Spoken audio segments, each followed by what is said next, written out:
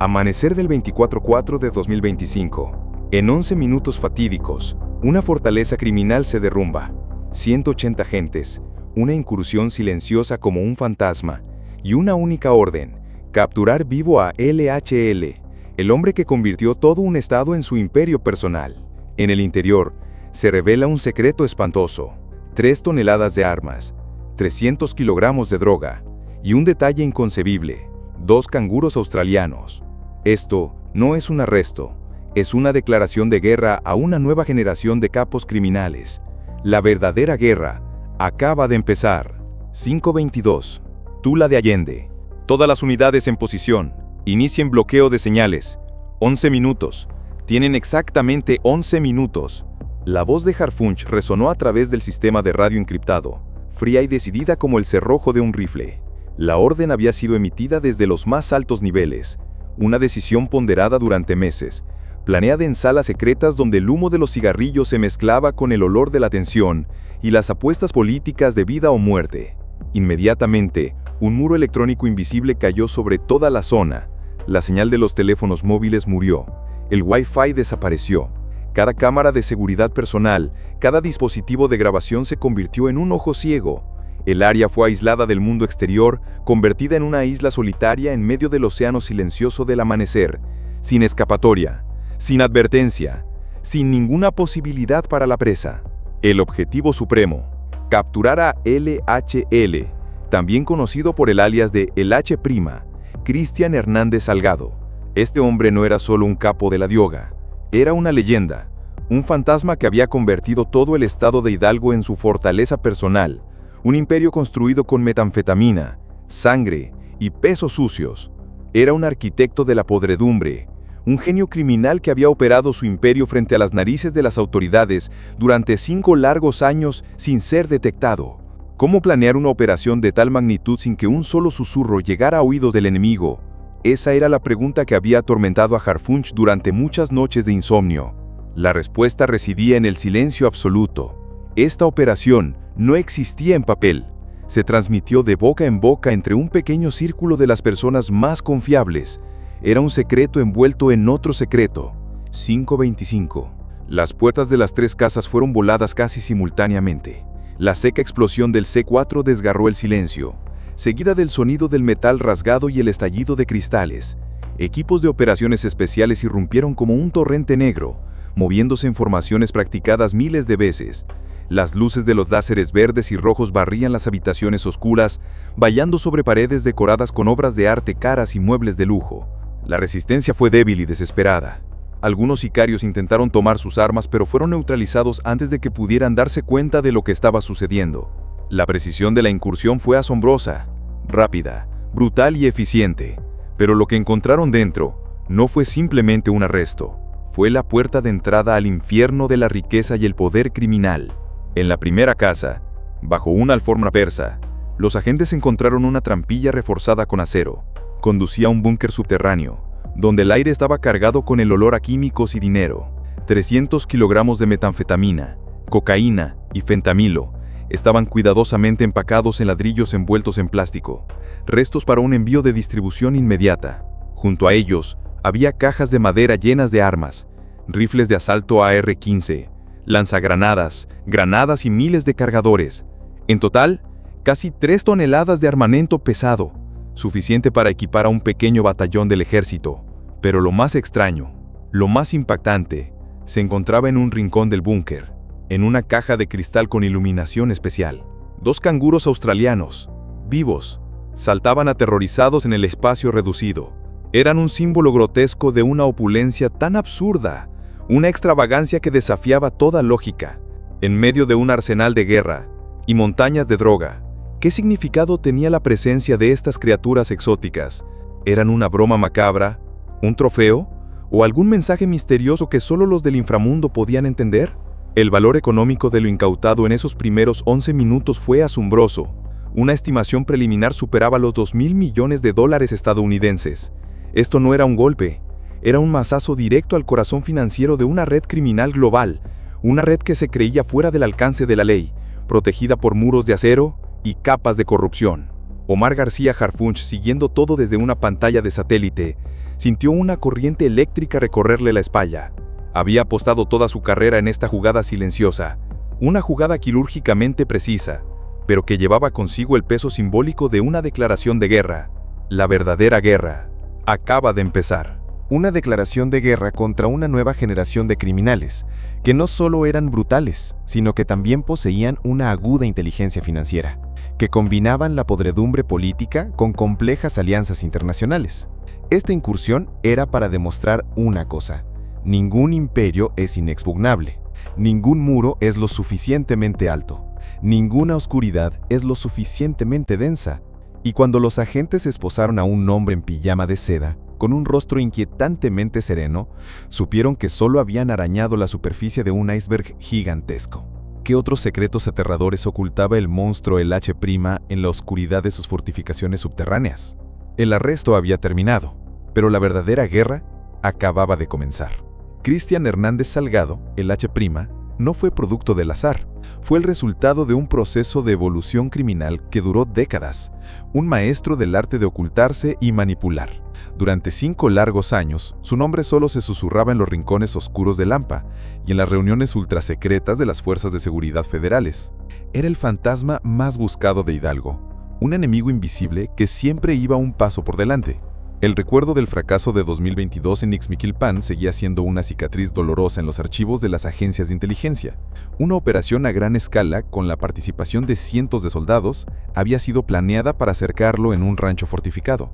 Pero cuando llegaron, todo lo que encontraron fue una taza de café aún caliente y huellas frescas de neumáticos en el camino de tierra. El H' se había ido solo 10 minutos antes.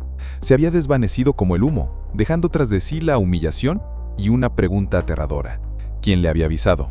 Su habilidad no residía solo en esconderse.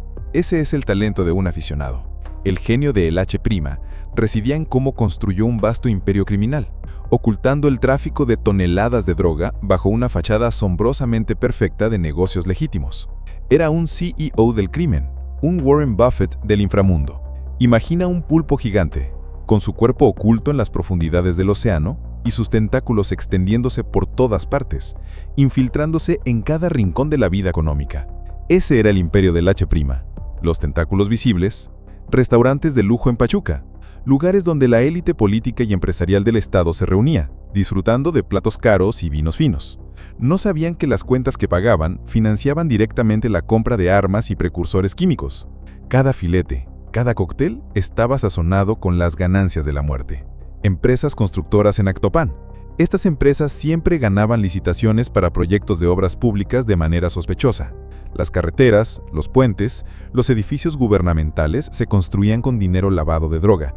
Los cimientos de la infraestructura de Hidalgo estaban mezclados con la podredumbre del crimen organizado. Su red controlaba más de 15 rutas principales de narcotráfico, que se extendían desde Hidalgo hasta los estados del centro y norte del país, llegando incluso a la frontera con Estados Unidos.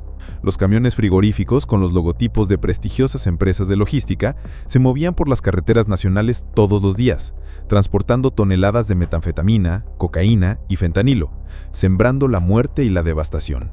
¿Cómo podía un elefante tan enorme bailar en una habitación llena de gente sin que nadie se diera cuenta? La respuesta es una sola: corrupción. El H' no era un tirano que amenazaba con un arma, era un artesano del soborno, un maestro del plata o plomo, pero rara vez necesitaba el plomo. Había perfeccionado el arte de la corrupción silenciosa, convirtiéndolo en una ciencia exacta. Su sistema era como un programa de nómina paralelo. Cada mes, cantidades de efectivo cuidadosamente empaquetadas llegaban a manos de cientos de funcionarios. Funcionarios municipales, quienes otorgaban licencias de negocio, aprobaban proyectos de planificación. Un pago mensual aseguraba que sus empresas fachada nunca fueran inspeccionadas. Agentes de aduanas, quienes sellaban los contenedores de carga para que pasaran sin ser revisados. Un guiño, una sonrisa y toneladas de cocaína pasaban sin problema. Policía local y estatal, desde los patrulleros en las calles hasta los comandantes de alto rango, no solo miraban para otro lado, sino que proporcionaban inteligencia, escoltaban los cargamentos y limpiaban la escena si había algún problema. Los pagos oscilaban entre 300,000 y 500,000 pesos mensuales, aproximadamente 15,000 a 25,000 dólares, una cifra enorme en comparación con sus salarios de funcionarios públicos. Se aseguraba de que cada envío, cada movimiento, cada operación de lavado de dinero funcionara tan suavemente como una máquina perfectamente engrasada. Los documentos encontrados en su último escondite en Tula de Allende dibujaban un panorama financiero global aterrador. Hojas de cálculo detalladas registraban transferencias de dinero a cuentas en Panamá, Luxemburgo, Suiza y Hong Kong. Utilizaba una compleja red de empresas fantasma, Shell Corporations, y fideicomisos cruzados, Cross Trusts, para ocultar el origen del dinero. El flujo de dinero pasaba por docenas de capas diferentes, saltando de un país a otro, de una moneda a otra, hasta que su rastro original desaparecía por completo, volviéndose limpio y legítimo. ¿Cuántas capas de protección política y financiera lo respaldaban? La respuesta estaba en los libros de contabilidad que los agentes encontraron, y era más aterradora que el arsenal de armas. Irónicamente, la imagen personal de LHL era todo lo contrario a la escala de su imperio. No era un capo ostentoso que usaba pesadas cadenas de oro y organizaba fiestas extravagantes. Era un fantasma. Rara vez aparecía en público. Nunca usaba las redes sociales. Vivía una vida casi de ermitaño entre discretas casas rurales, cambiando constantemente de ubicación. Las agencias de inteligencia creían que había utilizado al menos 5 identidades falsas diferentes en un año, cada una con documentos de identidad, pasaporte y una biografía completa. Uno de sus escondites más seguros y sofisticados, según el testimonio de un secuaz capturado, estaba en Meztistitlán. Estaba disfrazado de reserva ecológica privada dedicada a la protección de especies raras de cactus. Irónicamente, esta reserva incluso recibía subvenciones de organizaciones ecologistas internacionales que no tenían ni idea de que estaban financiando indirectamente el escondite de uno de los criminales más peligrosos de México. ¿Quién más estaba realmente involucrado en esta vasta red de complicidad? El cerebro detrás de esta maquinaria criminal no se basaba en una estructura de mando rígida de arriba hacia abajo. LH' había adoptado un modelo descentralizado, inspirado en tácticas de insurgencia militar y en la estructura de las redes terroristas internacionales. Construyó una estructura piramidal flexible con células que operaban de forma semiautónoma. Cada célula estaba ubicada en una zona estratégica, como Zempoala, Tepeji, Del Río o Huejutla. Eran responsables de manejar las operaciones en su área, cobrar extorsiones, distribuir pequeños envíos y recopilar inteligencia. Estas células estaban entrenadas para operar sin contacto directo con sus superiores. Las órdenes se transmitían a través de canales encriptados o a través de intermediarios que no conocían el panorama completo. Esta descentralización ofrecía dos grandes ventajas: minimización del riesgo. Si una célula era desmantelada, no podía derribar toda la organización. Los arrestados solo conocían información limitada sobre otras células o sobre el mando superior. Mayor resiliencia. Convertía a su organización en una hidra. Cortas una cabeza y crecen otras dos. Esta estructura era extremadamente difícil de infiltrar y desmantelar por completo. Pero el verdadero golpe maestro de LH, el giro final en su drama criminal, fue su profunda penetración en la economía formal. No solo lavaba dinero, transformaba el dinero sucio en poder económico legítimo. Concesiones de transporte público en Tula, las rutas de autobús que la gente usaba diario para ir a trabajar, a la escuela, una parte de las ganancias iba directamente al bolsillo de LH'. Contratos de obras públicas en Atutonilco. Sus empresas constructoras no solo construían carreteras, controlaban el flujo de materiales, empleos y los sobornos asociados. Su influencia era como tentáculos invisibles, distorsionando la competencia leal, manipulando los mercados y asegurando un flujo masivo de ingresos legales para blanquear las fortunas ilegales. Solo en 2024, sus empresas fantasmas generaron más de 300 millones de pesos, unos $15,000, en ganancias de contratos gubernamentales sin generar ninguna alarma financiera significativa. ¿Hasta qué punto la podredumbre institucional había permitido su expansión? Ya no era una cuestión de si el sistema estaba dañado. La pregunta ahora era, ¿quedaba alguna parte del sistema que todavía estuviera limpia?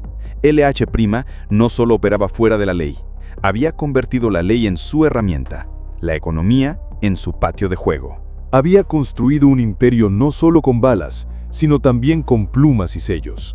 Cuando el equipo de asalto Alfa derribó la puerta de la casa número 47 de la calle San Marcos, pensaron que era solo un objetivo secundario, un escondite ordinario. Por fuera, Era un almacén viejo, con paredes de ladrillo desconchadas y un techo de chapa oxidada, pero dentro, bajo una trampilla de acero naval macizo, oculta bajo un suelo de hormigón reforzado, había una escalera de caracol que descendía más de 8 metros bajo tierra.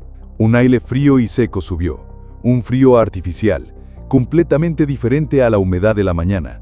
No entraron en un sótano, estaban abriendo la puerta a otra dimensión del imperio de El H', un mundo que ninguna agencia de inteligencia había imaginado jamás.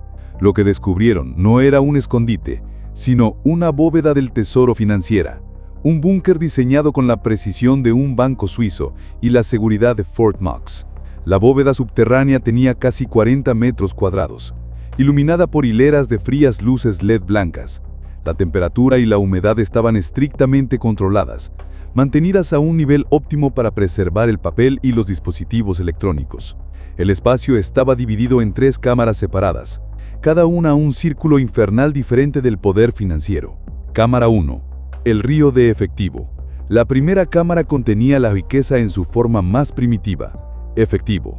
Fajos de billetes prensados al vacío, cuidadosamente sellados, apilados ordenadamente en estantos metálicos brillantes que se extendían del suelo al techo. No solo había pesos mexicanos, había euros, dólares estadounidenses, libras esterlinas e incluso francos suizos. Cada fajo estaba etiquetado con la fecha y la fuente. Un sistema de archivo meticuloso hasta el punto de ser aterrador. El olor a tinta y papel nuevo se mezclaban, creando el aroma característico del poder absoluto. Los contadores forenses tardarían más de 6 horas solo en hacer un recuento preliminar. La cifra dejó atónitos incluso a los investigadores más experimentados. Más de 118 millones de euros en efectivo. Detengámonos un momento para visualizar esa cifra. Convertida a la moneda local, equivale a unos 2.000 millones de pesos mexicanos. Si se apilaran los billetes de 100 euros uno encima del otro, superarían la altura del edificio más alto de la Ciudad de México. Si usaras este dinero para comprar algo, podrías comprar una flota privada de jets Gulfstream G650. ¿Cómo pudo el H' acumular una fortuna en efectivo tan masiva aquí mismo, bajo un viejo almacén en Tula, sin que ningún radar financiero, ningún banco central, ninguna agencia tributaria lo detectara? La respuesta estaba en las otras 2 cámaras. Cámara 2. El mapa de la podredumbre. Si la primera cámara era el músculo, la segunda era el cerebro. Aquí no había efectivo. En su lugar, había archivadores ignífugos que contenían cientos de carpetas organizadas científicamente. No eran papeles ordinarios. Eran el mapa detallado de un sistema financiero clandestino global. Los investigadores encontraron expedientes bancarios europeos, carpetas etiquetadas con los nombres de prestigiosos bancos privados en Luxemburgo, Liechtenstein y Suiza. Dentro había información detallada sobre cuentas a nombre de empresas fantasmas registradas en paraísos fiscales, documentos de constitución de fideicomisos, docenas de fideicomisos establecidos en las Islas Vírgenes Británicas, Panamá y las Islas Caimán. Estas estructuras estaban diseñadas para ocultar a los verdaderos propietarios de los activos, creando un laberinto legal que nadie podía rastrear. Pólizas de seguro de vida. Este era uno de los métodos de lavado de dinero más sofisticados. La red de El H' había comprado cientos de pólizas de seguro de vida de valor extremadamente alto, a nombre de personas inexistentes o fallecidas. Después de un tiempo, se cobraban como dinero legítimo. Una póliza insignada a nombre de un campesino aparentemente sin antecedentes penales tenía un valor asegurado de hasta 8 millones de dólares. Bajo una irrepresible mueca de dominio de la mente a la cara. Registros de transacciones en Dubái y Hong Kong. Documentos que registraban inversiones en bienes raíces de lujo, oro y obras de arte a través de cuentas en estos dinámicos centros financieros. Cada carpeta no solo contenía papeles, también contenía hojas de rutas detalladas paso a paso para el lavado de dinero, códigos de acceso a la banca en línea y hasta claves de autenticación biométrica almacenadas en dispositivos USB especiales. Este no era el trabajo de un criminal ordinario, era la obra de un equipo de expertos financieros, abogados internacionales y hackers de primer nivel. ¿Cuántos altos ejecutivos bancarios, con su apariencia respetable y sus trajes caros, eran en realidad parte de esta maquinaria invisible? ¿Cuántos abogados de renombre habían vendido su alma para diseñar estos laberintos legales? La respuesta estaba en estas páginas. Una lista negra que podría sacudir Wall Street y los centros financieros europeos. Cámara 3. El corazón digital. La tercera cámara era la más misteriosa y preocupante. Parecía el centro de datos de una empresa tecnológica de Silicon Valley. Docenas de servidores zumbaban en racks, refrigerados por un sistema de aire acondicionado industrial. Un sistema de generadores independientes y baterías de respaldo aseguraban que nunca perdieran energía. Y en una esquina, había una serie de terminales de comunicación por satélite, conectadas directamente a los satélites en órbita. Los técnicos de la Agencia Federal de Investigación, AFI, determinaron rápidamente que esto no era solo un lugar de almacenamiento de datos, era el centro de operaciones de un sistema financiero paralelo. El H' había construido su propio banco, un sistema capaz de mover cientos de millones de dólares por todo el mundo en tiempo real, sin pasar por el sistema SWIFT ni por ninguna red bancaria tradicional. ¿Cómo funcionaba este sistema? Red de la Dark Web. Usaba una red privada virtual, VPN, encriptada de grado militar, y el navegador Tor para acceder a los rincones más oscuros de Internet. Criptomonedas y exchanges descentralizados, DEX. Esta era la clave. Convertía el dinero sucio en criptomonedas como Bitcoin, Ethereum y especialmente monedas de privacidad como Monero. Luego, utilizaba mezcladores o mixers y exchanges descentralizados en Estonia, Singapur y otras jurisdicciones laxas para barajar las transacciones miles de veces. Este proceso hacía que rastrear el origen de los fondos fuera casi imposible. Minería de criptomonedas. Una parte de las ganancias se reinvertía en la construcción de enormes granjas de minería de criptomonedas en Nuevo León y Quintana Roo. Irónicamente, estaban disfrazadas de proyectos de tecnología verde, utilizando energía solar para hacer funcionar miles de ordenadores, que minaban monedas virtuales, creando un flujo de dinero digital completamente nuevo y aparentemente legítimo. ¿Hasta qué punto su influencia había contaminado el ecosistema financiero global? Lo que al principio parecía una operación criminal tradicional, se reveló ahora como algo completamente diferente.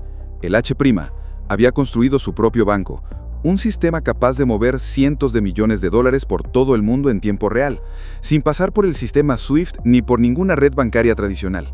¿Cómo funcionaba este sistema? Red de la Dark Web. Usaba una red privada virtual, VPN, encriptada de grado militar y el navegador Tor para acceder a los rincones más oscuros de Internet. Criptomonedas y exchanges descentralizados, o DEX.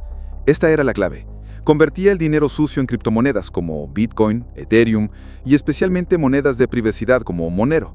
Luego, utilizaba mezcladores o mixers y exchanges descentralizados en Estonia, Singapur y otras jurisdicciones laxas para barajar las transacciones miles de veces. Este proceso hacía que rastrear el origen de los fondos fuera casi imposible. Minería de criptomonedas. Una parte de las ganancias se reinvertía en la construcción de enormes granjas de minería de criptomonedas en Nuevo León y Quintana Roo.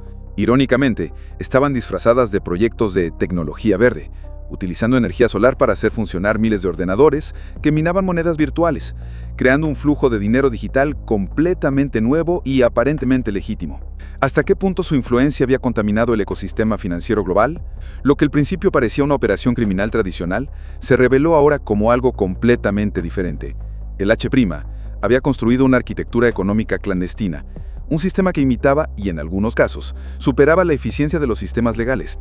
Su tesorería subterránea no era solo un almacén de dinero, era un banco de inversión en la sombra, que operaba según principios de gestión de riesgos, diversificación de activos y un uso intensivo de la inteligencia financiera. Era más ágil, más opaco y completamente inmune a las auditorías externas. Además de los descubrimientos financieros, los agentes también recuperaron 17 sellos notariales falsos, lo que le permitía crear sus propios contratos y documentos legales falsificados. Docenas de pasaportes falsos, de países como Belice, Costa Rica y España, listos para una fuga. Más de 50 contratos de propiedad de terrenos, lotes estratégicos en Hidalgo, Querétaro y Veracruz, muchos de los cuales habían sido hipotecados a nombre de empresas fantasma para obtener préstamos masivos de bancos internacionales. El rompecabezas era enorme, pero una cosa se había vuelto clara como el día. El H' no solo traficaba con drogas, había construido un imperio económico clandestino, un sistema que imitaba y en algunos casos superaba la eficiencia de los sistemas legales. Su tesorería subterránea no era solo un almacén de dinero, era un banco de inversión en la sombra, que operaba según principios de gestión de riesgos, diversificación de activos y un uso intensivo de la inteligencia financiera. Era más ágil, más opaco y completamente inmune a las auditorías externas. Según un análisis preliminar de la Unidad de Inteligencia Financiera, AFI, su red había lavado más de 3.7 mil millones de pesos, casi 200 millones de USD, en solo 3 años, de 2021 a 2024. Este descubrimiento provocó un verdadero terremoto en los círculos del poder. El H' no era un capo que se escondía detrás de armas y drogas, era un arquitecto silencioso de un sistema económico alternativo. Un sistema tan estrechamente entrelazado con la economía formal que su caída amenazaba con exponer alianzas incómodas, relaciones mortales entre empresarios respetados, altos funcionarios del Estado y banqueros internacionales. Y la pregunta más preocupante seguía flotando en el aire frío del búnker. Si un hombre podía construir un sistema financiero global tan sofisticado en silencio, desde una pequeña ciudad en Hidalgo, ¿cuántos otros imperios invisibles están operando justo debajo de la superficie de nuestra aparente normalidad? La caída del H' no solo expuso una red criminal, desgarró el velo que ocultaba una entidad mucho más aterradora, la arquitectura de un gobierno paralelo, un Estado dentro del Estado, que había echado profundas raíces en todos los niveles de la vida pública en Hidalgo y los estados vecinos. Esto ya no era una historia de corrupción aislada, era una historia de captura sistemática. Bajo su mando, el H' había establecido una maquinaria de poder invisible, que operaba en paralelo al gobierno legítimo y, en muchos casos, era más eficiente. La maquinaria de seguridad en la sombra. El primer pilar de este estado paralelo era el control sobre las fuerzas de seguridad. Su sistema de cobro de extorsiones no solo se dirigía a las empresas, había convertido a las mismas personas encargadas de hacer cumplir la ley en sus empleados. Policía municipal, en ciudades clave como Tepeji del Río, Tula de Allende y Atotonilco de Tula. Las investigaciones posteriores revelaron una verdad impactante. Más del 40% de los agentes de seguridad pública estaban en la nómina de el H'. Recibían pagos semanales, que oscilaban entre 10,000 y 25,000 pesos, entregados en efectivo en sobres marrones. A cambio, no solo miraban para otro lado, se convertían en sus ojos y oídos, en los guardianes del imperio. Proporcionaban horarios de patrullaje, avisaban con antelación de las redadas, creaban corredores seguros para que pasaran los convoyes de droga y armas, e incluso participaban en la intimidación de competidores. Comandantes de alto rango, la podredumbre no se detenía en los niveles bajos. Los documentos incautados mostraban pagos masivos transferidos a comandantes de policía de distrito y estatales que tenían el poder de movilizar fuerzas y acceder a información de inteligencia sensible. La manipulación de los programas sociales. La sofisticación de el H' residía en que entendía que el poder no solo proviene del cañón de un arma, sino también del control de los recursos sociales. Había extendido sus tentáculos a las oficinas de bienestar social y desarrollo rural, convirtiendo los programas del gobierno federal en sus máquinas de hacer dinero y herramientas de propaganda. Sembrando vida y Jóvenes construyendo el futuro. Estos eran programas emblemáticos del gobierno mexicano, diseñados para apoyar a los agricultores y crear empleo para los jóvenes. Pero en Hidalgo habían sido infiltrados por los operadores del H'. Bajo la apariencia de funcionarios gubernamentales, estos individuos desviaron millones de pesos. Se descubrieron al menos 57 contratos falsos adjudicados a empresas fantasma para organizar seminarios, cursos de capacitación y proyectos agrícolas que nunca existieron. El dinero de los contribuyentes, que debería haber llegado a los más necesitados, se utilizó para alimentar los fondos operativos del cártel.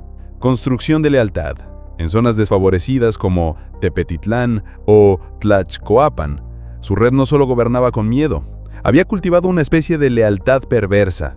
Usaba el dinero sucio para otorgar becas a estudiantes, proporcionar créditos rurales a bajo interés e incluso organizar el acceso prioritario a programas de vivienda social. Para muchos ciudadanos desesperados que se sentían abandonados por el Estado, el H' y su organización se convirtieron en una forma de gobierno alternativo. Un gobierno que podía ser brutal, pero que era más eficiente, más presente y se preocupaba más por ellos que la burocracia estatal distante y ausente. La economía contaminada. La infiltración en la economía no se limitaba al lavado de dinero, era una guerra económica total. Fraude en licitaciones públicas. A través de una red de empresas constructoras, empresas de servicios de limpieza y empresas de consultoría fantasma, los recursos ilegales se reintegraban al sistema financiero de forma descarada. El ejemplo más claro fue en Tizayuca, donde una empresa sin un solo empleado, sin oficinas, sin un solo camión, ganó más de 120 millones de pesos en contratos para renovar parques y limpiar calles en 2023. En Actopan, una red de cooperativas agrícolas fantasma Facturó casi 85 millones de pesos por productos agrícolas que nunca cultivaron. Cobro de extorsiones a megaproyectos de infraestructura. Su poder era tan grande que imponía derechos de piso no solo a las pequeñas tiendas de abarrotes, sino también a megaproyectos de infraestructura de miles de millones de dólares. Testimonios recogidos de ingenieros y gerentes de proyecto revelaron que incluso la ampliación de la refinería de Tula, un proyecto estratégico nacional, había sido objeto de extorsión. Grandes empresas constructoras internacionales tuvieron que aceptar pagar entre el 2 y el 5% del valor del contrato a la organización de LH Prima, a cambio de protección y para garantizar que su trabajo no fuera saboteado. Las enormes inversiones públicas que en lugar de impulsar el desarrollo, se convirtieron en una fuente de contribución obligatoria para un narcoestado invisible. Estructura de mando militarizada. Para mantener el control sobre un territorio tan vasto y complejo, el H' estableció una estructura de mando casi militarizada. Jefes de plaza, responsables de una ciudad o una zona geográfica específica. Enlaces administrativos, especializados en tratar con funcionarios corruptos, gestionar los sobornos y los trámites burocráticos. Células de cobro, dedicadas a cobrar extorsiones y derechos de piso. Operadores de inteligencia, encargados de vigilar las actividades de la policía, el ejército y los cárteles rivales. Cada célula operaba con autonomía táctica, pero seguía una estrategia centralizada establecida en manuales de operación internos. Las órdenes nunca venían directamente de el H', se transmitían a través de múltiples intermediarios, a menudo encriptadas como mensajes inocuos, un sistema inspirado en las redes de resistencia clandestinas en tiempos de guerra. La protección política era el pilar final y más sólido de este gobierno paralelo, a través de sobornos, amenazas e incluso financiando a candidatos afines para que llegaran a sus puestos. El H' se había asegurado la lealtad de alcaldes, concejales e inspectores que convertían los ayuntamientos en sucursales del imperio criminal. Informes internos revelaron que en al menos 7 municipios de Hidalgo, una parte significativa de los gabinetes de gobierno locales reportaban directa o indirectamente a su estructura. Por lo tanto, cada licitación, cada permiso de construcción, cada inspección sanitaria podía ser controlada o manipulada en su beneficio. Cuando este gobierno paralelo fue expuesto, no solo se desmanteló una red criminal, se expuso la fragilidad extrema de las instituciones estatales en toda la región central de México. Y mientras los fiscales y auditores revisan frenéticamente miles de páginas de contratos, nóminas y transacciones bancarias, la pregunta más grande sigue ahí, punzante y aterradora. ¿Cuántos otros gobiernos paralelos siguen operando en este momento, perfectamente ocultos bajo el manto de la legalidad y el orden aparentes? El descubrimiento de la bóveda subterránea no solo fue una victoria de las fuerzas del orden, fue el detonador de una bomba política que provocó un terremoto que sacudió los cimientos del poder en Hidalgo y se extendió por todo el país. Las cifras y los documentos encontrados en el laberinto de el H' ya no eran pruebas criminales, se habían convertido en armas políticas. La lista maldita. Entre las miles de páginas de documentos, los agentes federales encontraron lo que llamaron la lista maldita. No era un simple cuaderno negro, era una hoja de cálculo de Excel encriptada que contenía más de 40 nombres, cada uno vinculado a pagos, fechas y servicios prestados. La lista incluía políticos en activo, jefes de policía, empresarios adinerados e incluso activistas sociales de renombre. Era el mapa detallado de la red de protección que había garantizado a el H' una impunidad casi absoluta durante años, a cambio de sobornos millonarios y favores estratégicos. Mañana del 26 de abril de 2025, solo 48 horas después del arresto. Desde el centro de mando en la Ciudad de México, Omar García Harfuch, con un rostro frío como el acero, firmó y ordenó la ejecución de la Operación Renacimiento. Esto no era una investigación, era una purga. Se emitieron órdenes de suspensión inmediata para 37 funcionarios públicos en Hidalgo, Querétaro y el Estado de México. Equipos de agentes especiales, esta vez no con uniformes tácticos, sino con trajes civiles, irrumpieron simultáneamente en las oficinas gubernamentales a las 9 de la mañana. El primer golpe, el director de Seguridad Pública de Tula de Allende, el comandante Ricardo N., fue esposado en su propio escritorio. Los documentos mostraban que había recibido pagos mensuales de hasta 250,000 pesos, unos 12,500 USD, a cambio de filtrar información sobre operaciones federales y garantizar corredores seguros para el tráfico de armas y drogas. Terremoto en Pachuca. La tormenta se extendió a la capital del estado. El subsecretario de Obras Públicas y otro director de alto rango fueron escoltados fuera de sus oficinas. Las pruebas demostraban que habían dirigido directamente la adjudicación de 19 contratos fantasmas, por un valor total de más de 470 millones de pesos, unos 23.5 millones de USD, a empresas fantasmas de LHL, entre 2022 y 2024. Los proyectos solo existían en papel, Pero el dinero se había desembolsado por completo. La Casa de Políticos. La purga no se limitó al ámbito administrativo. La Fiscalía Especializada en Combate a la Corrupción, FEC, emitió órdenes de aprehensión contra 4 exalcaldes de municipios clave: Tepeji del Río, Atotonilco de Tula, Tepetitlán y Tlaxcopan.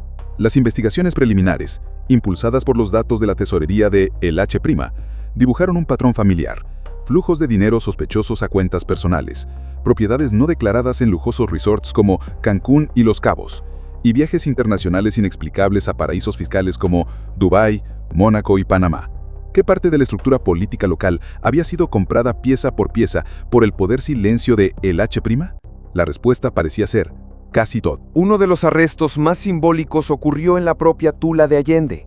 La directora regional de programas sociales, una mujer de apariencia respetable, fue sorprendida infragante intentando destruir los discos duros de los ordenadores de su oficina. Los informes indicaban que había autorizado más de 2.300 becas de apoyo para jóvenes. Estas becas nunca llegaron a sus beneficiarios. En su lugar, sirvieron como una tapadera perfecta para retirar efectivo del presupuesto federal y transferirlo a las cuentas de la organización criminal. La Operación Renacimiento se desplegó simultáneamente en 12 municipios. Una coordinación masiva entre la Agencia de Investigación Criminal y la Secretaría de Marina y la Guardia Nacional, durante 72 horas ininterrumpidas, llevaron a cabo docenas de registros, incautaciones de bienes y detenciones selectivas. El objetivo no era solo desmantelar la red de cómplices inmediatos, sino también cortar las estructuras secundarias, las raíces que habían ayudado a mantener la influencia de LHL a nivel regional. Tormenta política. El impacto político fue inmediato y devastador. Reacción del gobernador.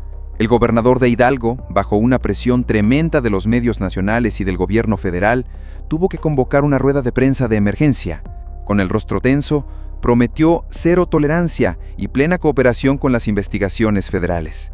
Sin embargo, al mismo tiempo, filtraciones a la prensa indicaban que al menos 3 altos funcionarios de su administración figuraban en la lista maldita, lo que desató especulaciones sobre una posible intervención directa del gobierno federal en la administración estatal. Eco en el Congreso. En la Ciudad de México, la caída de LH' se convirtió en el tema más candente en las salas del Poder Legislativo. Diputados de la oposición exigieron inmediatamente una auditoría especial de todos los programas sociales federales en Hidalgo durante los últimos 5 años, junto con una revisión de todos los contratos de infraestructura pública. El caso había trascendido el ámbito criminal. Había expuesto la fragilidad mortal de las instituciones y el alcance de la corrupción en el corazón de los proyectos de desarrollo nacional. Más allá de los nombres, las cifras eran aterradoras. Según datos preliminares presentados por la Unidad de Inteligencia Financiera, UIF, la red de corrupción vinculada a LHL había malversado al menos 2.300 millones de pesos, unos 115 millones de USD, del presupuesto público entre 2020 y 2025. Para ponerlo en perspectiva, esa cantidad es suficiente para financiar 10 hospitales regionales totalmente equipados, construir más de 7.000 viviendas de interés social para familias pobres, otorgar becas completas a decenas de miles de estudiantes universitarios. ¿Cuánto daño real causó la sombra de LH' en la vida diaria de miles de familias en Hidalgo? El precio de la corrupción no se mide solo en dinero, se mide en oportunidades robadas, sueños truncados y confianza erosionada. Con cada nombre revelado, con cada funcionario suspendido o arrestado, la indignación pública crecía como una ola imparable. Estallaron protestas frente a los edificios gubernamentales. La gente exigía justicia, exigía transparencia, exigía un cambio real. Pero en medio de la furia y la desesperación, surgió una nueva pregunta aún más preocupante. ¿Sería esta purga el comienzo de una verdadera reconstrucción? ¿Una revolución para limpiar el sistema? ¿O era simplemente el primer acto de una guerra por el poder aún más oscura? ¿Una lucha por llenar el vacío de poder que LH' había dejado en Hidalgo?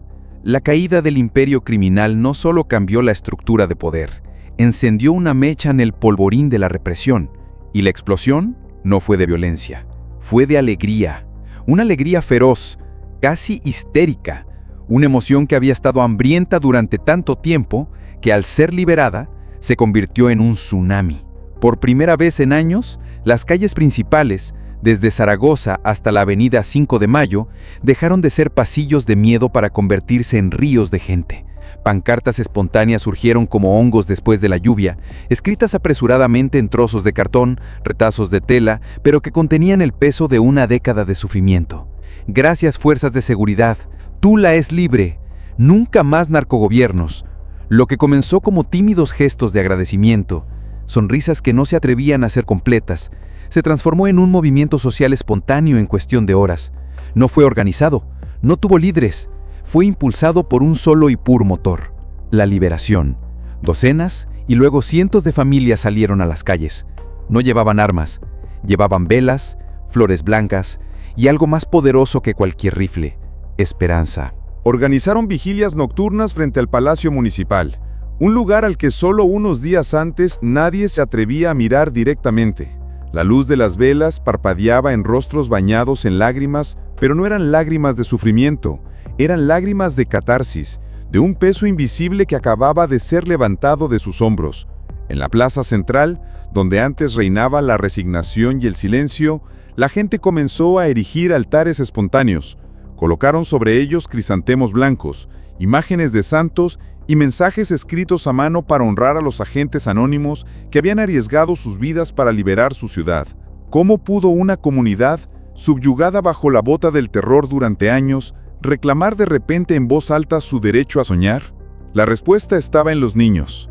En la escuela primaria Benito Juárez, ubicada en el humilde barrio de San Lorenzo, tuvo lugar una ceremonia simbólica. Más de 300 niños con rostros radiantes se formaron en filas ordenadas. Cuando los vehículos blindados de la Guardia Nacional y la Agencia Federal entraron al patio de la escuela, no hubo miedo. En su lugar hubo un estruendoso aplauso.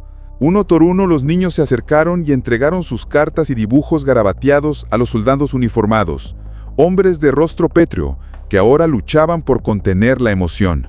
Dibujos de soles, casas sonrientes, familias tomadas de la mano, cartas con letra infantil que decían frases sencillas. Gracias por devolvernos el parque. Gracias porque ahora mis papás vuelven a sonreír.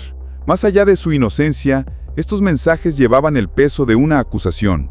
Eran la voz de una generación que ya no quería crecer bajo el yugo de la violencia, una generación a la que se le había devuelto un futuro robado. Y esa llama se extendió. Se extendió a los negocios locales, a aquellos que habían tenido que pagar derechos de piso durante años. Las tiendas, los talleres mecánicos, las pequeñas fondas comenzaron a pegar carteles desafiantes en sus escaparates. Este negocio no es extorsión. Aquí no pagamos al crimen. Defendemos nuestro futuro. Cada cartel era un acto de desafío, una declaración de guerra. El primer barrio que se declaró públicamente zona libre fue San Lorenzo. Poco después le siguieron El Llano y San Francisco Bojay. ¿Podrían unas pocas calles marcar el comienzo de una silenciosa revolución ciudadana? Las organizaciones de la sociedad civil, muchas de las cuales habían tenido que operar en la clandestinidad o permanecer inactivas durante años por miedo a represalias, reaparecieron en la escena pública. Colectivos como Tula Unida y Voces Libres de Hidalgo convocaron foros abiertos en las plazas públicas. Discutieron temas que antes solo se atrevían a susurrar: ciudadanía, prevención de la violencia, rendición de cuentas del gobierno. En el primer foro organizado en el Parque La Tortuga, los organizadores esperaban solo unas pocas docenas de personas, pero llegaron más de 600. Se agolparon en los pasillos, se sentaron en el césped, escuchando con una concentración intensa. El tema central era claro: reconstruir el tejido social destrozado y arrancar de raíz la cultura del miedo. Este despertar social también tuvo un profundo componente educativo. Las universidades locales, como el Instituto Tecnológico de Tula, implementaron rápidamente programas de talleres gratuitos sobre legalidad, derechos humanos y participación ciudadana. Surgieron iniciativas como Tula Participa, con el objetivo de formar a una nueva generación de líderes comunitarios, personas con el conocimiento para supervisar los presupuestos municipales, denunciar actos de corrupción y promover la transparencia desde la base. ¿Podría la educación comunitaria convertirse en la vacuna más eficaz contra la futura reinfección del virus criminal? Paralelamente, la iglesia local, que había mantenido un prudente silencio durante años, desempeñó un papel estratégico en el fortalecimiento del nuevo espíritu colectivo. Desde el púlpito de la parroquia de San José, los mensajes dominicales dejaron de ser ambiguos y generales. Los sacerdotes comenzaron a llamar abiertamente a la defensa de la dignidad humana, al rechazo de toda forma de corrupción y a la construcción de una cultura de la legalidad.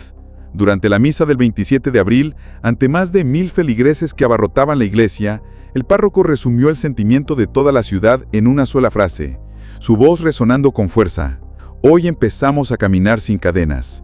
La ruptura del pacto del silencio había cambiado irreversiblemente la dinámica social. Familias que antes vivían aisladas en casas con altas vallas, ahora organizaban reuniones vecinales para crear redes de vigilancia comunitaria. Jóvenes que antes solo soñaban con escapar de Tula para buscar una vida mejor, ahora hablaban de quedarse y construir.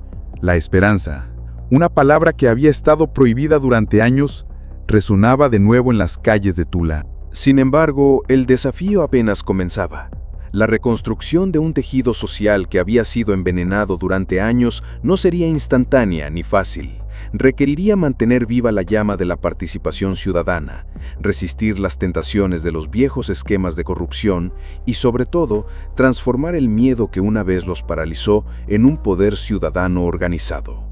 ¿Tendría Tula de Allende la fuerza colectiva no solo para resistir, sino para reinventarse como un verdadero ejemplo nacional de resiliencia comunitaria? La chispa estaba encendida.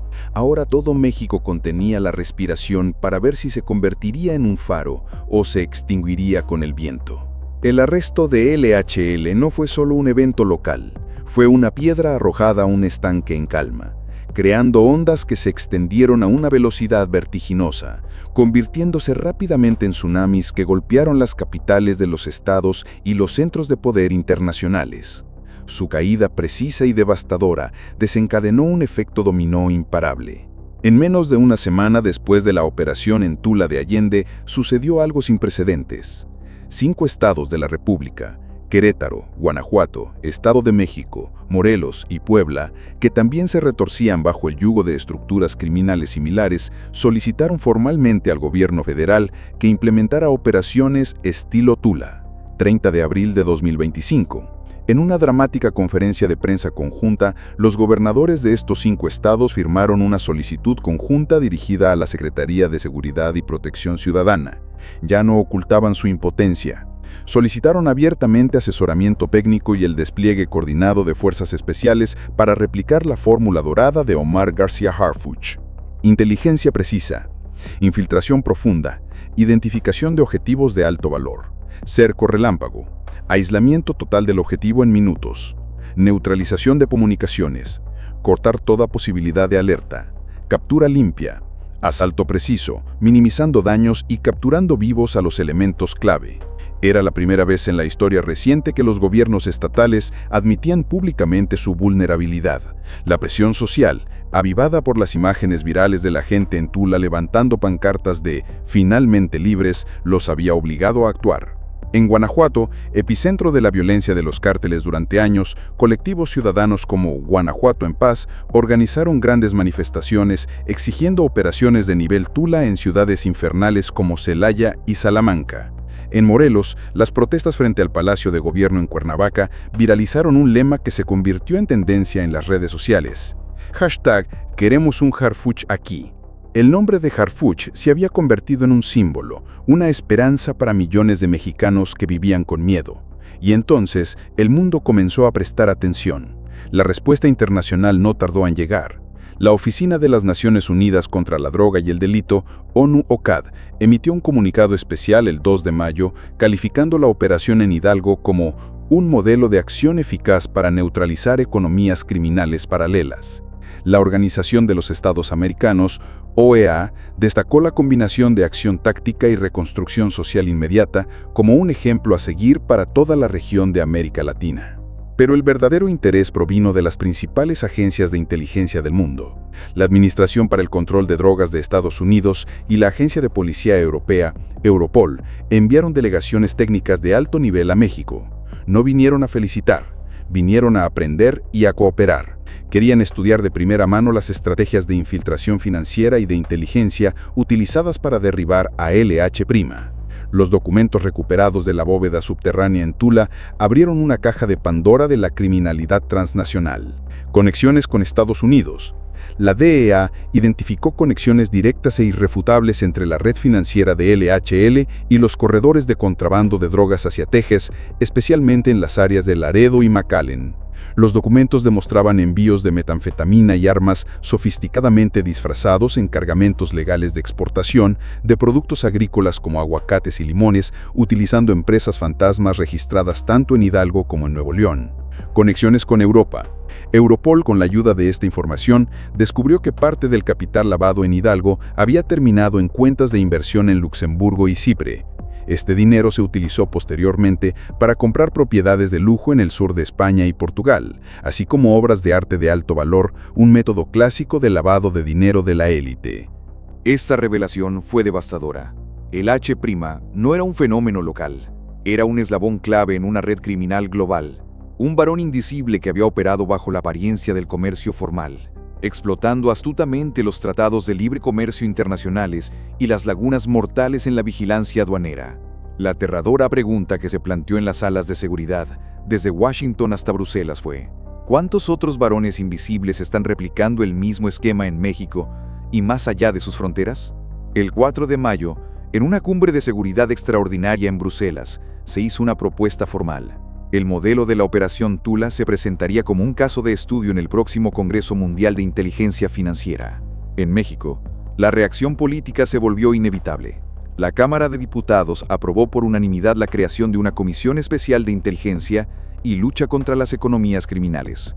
Su tarea urgente: diseñar una estrategia nacional para identificar, infiltrar y desmantelar redes similares a la de el H' en todo el país. En menos de una semana, la historia pasó de una celebración local a un clamor nacional de ayuda y acción. El mensaje era claro: no más impunidad disfrazada bajo estructuras de poder paralelas. El famoso periodista Salvador de Arcía Soto resumió el sentimiento general en un editorial impactante. Si una operación puede devolverle la esperanza a una ciudad secuestrada, ¿cuántas ciudades más estamos dispuestos a liberar?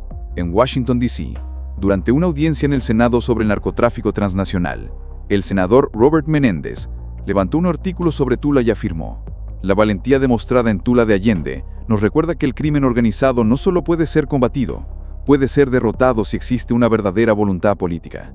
Sin embargo, entre los aplausos y el reconocimiento surgió una pregunta inevitable, una pregunta susurrada en los pasillos del poder.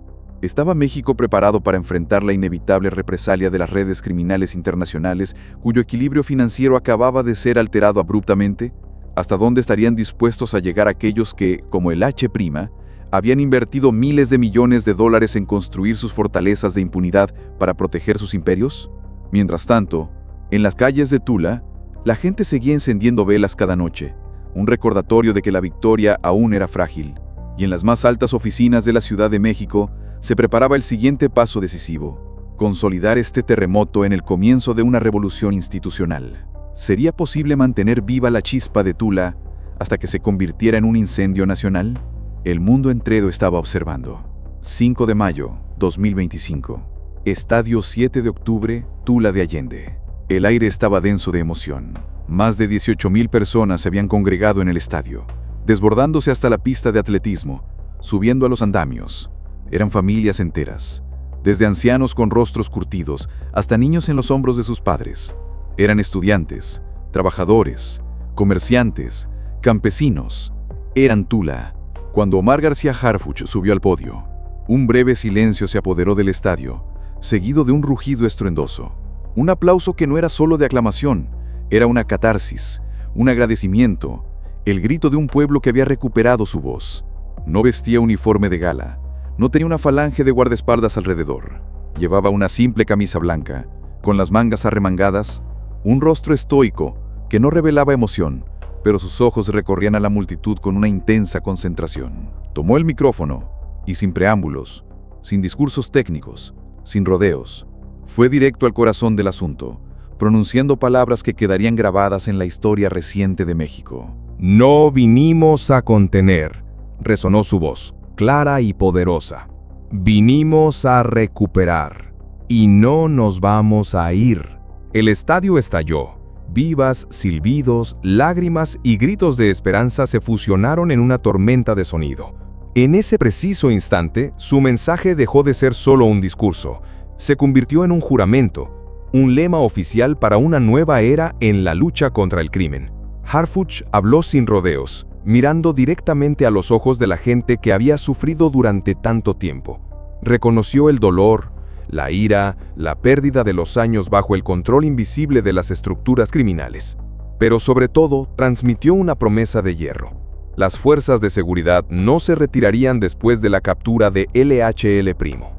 No se dejaría un vacío de poder para que otros buitres regresaran a ocuparlo. La ley regresó para quedarse, declaró.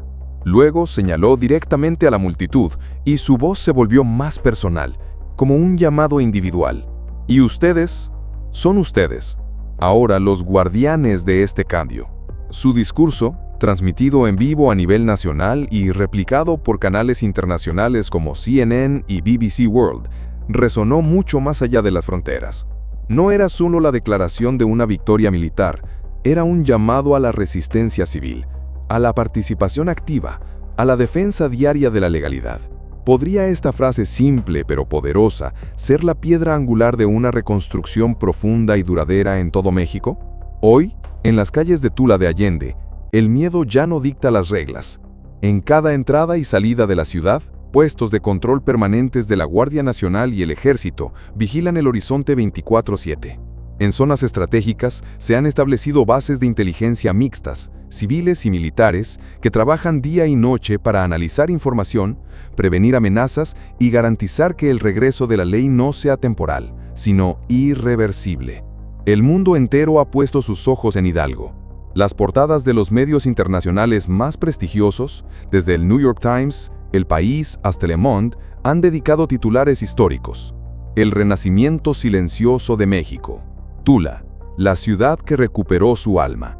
La mayor victoria no se mide en arrestos o incautaciones. La verdadera conquista es invisible, pero está presente en todas partes. Las familias vuelven a pasear por los parques de noche sin tener que mirar por encima del hombro. Las tiendas abren hasta tarde sin miedo a la extorsión. Los niños vuelven a dibujar un futuro brillante. Un futuro en el que pueden soñar con ser cualquier cosa en libertad. La gente de Tula ha entendido una profunda verdad. La seguridad no depende solo de las Fuerzas Armadas. Nace sobre todo del coraje colectivo de decir juntos, basta ya. Pero este logro no es eterno ni está garantizado. Su supervivencia depende de mantener la vigilancia ciudadana, de fortalecer la educación y de rechazar cada pequeño acto de corrupción diario que erosiona los cimientos de una sociedad justa. El mensaje de Tula ahora es claro y resuena en todo el mundo. Ningún enemigo es invencible frente a un pueblo informado, valiente y organizado.